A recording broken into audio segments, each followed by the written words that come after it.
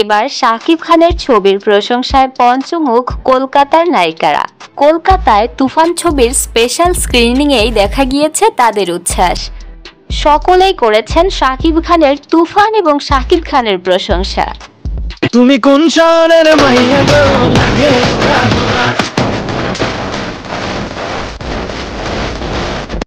কৌশানী মুখার্জি বলেছেন তিনি বাংলাদেশে এসে নিজে কাজ করেছেন, তো তিনি জানেন বাংলাদেশে শাকিব খানের ক্রেজ কতটা, এবং শাকিব খানের সাথে তার নেক্সট কাজ হলে তিনি অবশ্যই অনেক খুশি হবেন। অনুষ্ঠানে উপস্থিত ছিলেন শাকিব খানের আরেক ছবির নায়িকা দর্শনা বণিক।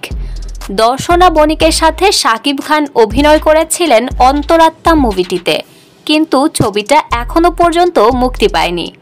দর্শনা জানিয়েছেন তুফান কলকাতায় তুফান বয়ে নিয়ে আসুক, এবং তিনি আরও জানিয়েছেন তার অন্তরাত্মা ছবিটা দ্রুতই মুক্তি পেলে তিনি অবশ্যই অনেক খুশি হবেন। এমনকি শাকিব খানের সাথে তিনি দেখা করার পর জানতে চেয়েছিলেন ছবিটা এখনো কেন মুক্তি পাচ্ছে না।